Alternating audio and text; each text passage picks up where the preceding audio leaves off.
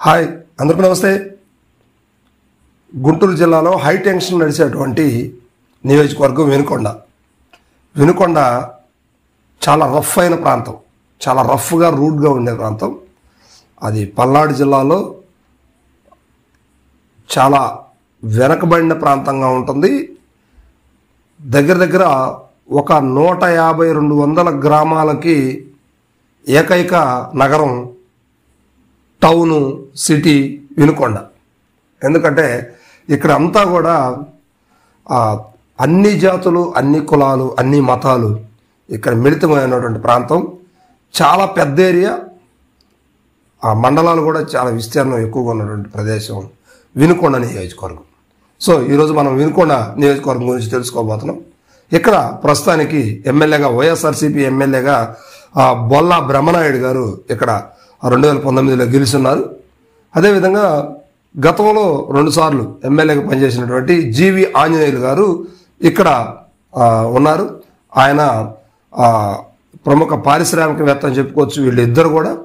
అయితే ఇక్కడ బొల్లా బ్రహ్మనాయుడు గారు గతంలో ఒకసారి పోటీ చేసి ఓడిపోవడం జరిగింది. సో 2019లో ఆయన మళ్ళీ తనకు టికెట్ కావాలంటూ గట్టిగా పట్టుబడి తెచ్చుకొని ఖచ్చితంగా గెలుస్తానని చెప్పేసి కష్టపడి గెలవడం జరిగింది. సో ఇక్కడ జీవి ఆంజనేయులకి మంచి పేరు ప్రఖ్యాతులు ఉన్నాయి. అదేవిధంగా ఆయన సౌమ్యుడు అనే ఒక వాదన అయితే ఉంది, అందరికీ అందుబాటులో అనుకూలంగా ఉండేటువంటి వ్యక్తి. అయితే బొల్లా బ్రహ్మనాయుడు గారు మాత్రం చాలా కష్టపడే మనస్తత్వం కలిగినటువంటి వ్యక్తి. అయితే మనిషి కొంచెం రఫ్గా ఉంటారు, కానీ అయితే ప్రజల వద్దకు వెళ్ళినప్పుడు మాత్రం చాలా సౌమ్యంగా ఉంటారనేది వాదన అయితే ఉంది. సో ఏది ఏమైనా హెల్పింగ్ నేచర్లో ఇద్దరు చెరో కోణంలో వినుకొండ నియోజకవర్గంలో పయనిస్తూ ఉన్నారు. మరి ఇట్లాంటి పరిస్థితుల్లో ఇటీవల కాలంలో ఇరు పార్టీల మధ్య గొడవలు జరిగి ట్రాఫిక్లో పోలీస్ సిబ్బంది కూడా అక్కడ పోలీసు వారు కాల్పులు జరపడం దాకా కూడా జరిగింది. అంటే గాలిలో కాల్పులు జరిపితే అక్కడ హై టెన్షన్ కూడా కొంచెం క్లియర్ అయిన పరిస్థితి ఉంది. అక్కడ ఆ పోలీస్ శాఖ కూడా కొంచెం కట్టుదిట్టమైన భద్రతా ఏర్పాట్లు చేసి అక్కడ ఉన్నటువంటి డైరెక్షన్. ప్రస్తుతానికైతే అక్కడ హై టెన్షనే ఒక రకంగా నడుస్తుందని చెప్పుకోవచ్చు. ఇక బొల్లా బ్రహ్మనాయుడు గారు చాలా కింది స్థాయి నుంచి వచ్చినటువంటి వ్యక్తి. ఈయన ప్రముఖ పారిశ్రామికవేత్త. వల్లభా కంపెనీస్, అదేవిధంగా తిరుమల డైరీస్లో కూడా ఈయన షేర్స్ పార్ట్నర్ అని చెప్పి కూడా చెప్పుకుంటూ ఉంటారు.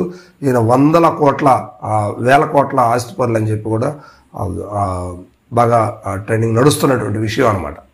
ఇక చూస్తే జీవి ఆంజనేయులు గారు కూడా పారిశ్రామికవేత్త, వ్యవసాయ పరిశోధనకు సంబంధించినటువంటి ప్లాంటేషన్స్ కూడా ఇవి ఈయనకున్నాయి. ఎందుకంటే ఈయన గత 30 ఏళ్ల క్రితమే శివశక్తి బయో ప్లాంట్ ద్వారా ప్లాంట్స్ ఏవైతే ఉన్నాయో వాటిని మార్కెట్ చేసేసి ఆ రియల్ ఎస్టేట్లో కావచ్చు వీటిల్లో కోటాను కోట్లు సంపాదించినటువంటి వ్యక్తిగా జీవి ఆంజనేయులు గారి రాష్ట్రానికి పరిచయం అక్కర్లేని పేరు అనమాట.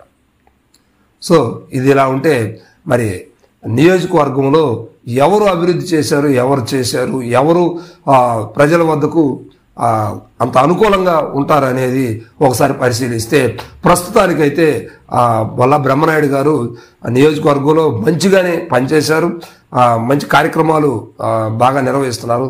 అయితే ఇటీవల జరిగినటువంటి నిన్న జరిగినటువంటి సిద్ధం బస్సు యాత్రకి సంబంధించి వినుకొండ నియోజకవర్గానికి సంబంధించి కొంచెం ఫెయిల్యూర్ అయిందనే చెప్పుకోవచ్చు. ఎందుకంటే దీనికి సంబంధించి వైఎస్ఆర్సీపీ అధినాయకత్వం ఎవరైతే పార్టీ నాయకులు ఉన్నారో వారు ఆయన్ని కొంచెం ఇబ్బంది పెట్టినట్టుగా, ఆయన్ని మీద కొంచెం ఎడముఖం పెడముఖం ఉన్నట్టు కూడా అర్థమవుతుంది. ఎందుకంటే నియోజకవర్గంలో సరైన సమాచారం లేకుండా జనాన్ని ఎవరైతే ఓటర్స్ని తీసుకురాలేదని కొంచెం అన్ని చోట్ల వైఎస్ఆర్సీపీకి సిద్ధం బస్సు యాత్రకి బ్రహ్మరథం పడుతున్న సమయంలో వినుకొండలో అక్కడ సభ అయితే వెలవెలబోయింది. దీనివల్ల కొంచెం జగన్మోహన్ రెడ్డి గారు ముఖం చిన్నబుచ్చుకున్నారని కూడా చెప్పుకోవచ్చు. అయితే స్థానిక నాయకులు అయితే మాకు సరైన సమాచారం లేదంటూ బ్రహ్మనాయుడు గారి మీద కొంచెం ఇబ్బందికరమైనటువంటి వ్యాఖ్యలు చేసినట్టు సందర్భాలు వినుకొండలో కనిపిస్తూ ఉన్నాయి. దీన్ని అదునుగా చేసుకొని టీడీపీ నెక్స్ట్ జరిగే కార్యక్రమాల్లో కావచ్చు, ఇప్పుడు ప్రచారంలో కావచ్చు, ఆయన సౌమ్యుడైనటువంటి అందరికీ అందుబాటులో ఉన్నటువంటి 2-3 సార్లు ఎమ్మెల్యేగా పనిచేసినటువంటి జీవి ఆంజనేయులు గారిని గెలిపించే అవకాశాలు అయితే ఉన్నాయని చెప్పేసి కొన్ని విశ్వసనీయ వర్గాలు అయితే అక్కడ సమాచారం చేస్తూ ఉన్నారు. సో జీవి ఆంజనేయులు గారు వస్తే మాత్రం అయితే అక్కడ స్థానికంగా వినుకొండకు సంబంధించినటువంటి ఎస్సీ ఎస్టీ బీసీ మైనార్టీస్కి సంబంధించి జీవి ఆంజనేయులు గారు పెద్దగా తనకి ఏం చేయలేదంటూ వైసీపీ వర్గాల్లో ఉన్నటువంటి ఎస్సీ ఎస్టీ బీసీ మైనార్టీస్ అయితే ఆరోపిస్తున్నారు. ఇక్కడ ముఖ్యంగా ప్రధానంగా ఏంటంటే విస్తీర్ణం ఎక్కువైన ప్రాంతం అన్నమాట. చాలా పవర్ఫుల్ ఏరియా అని చెప్పుకోవచ్చు.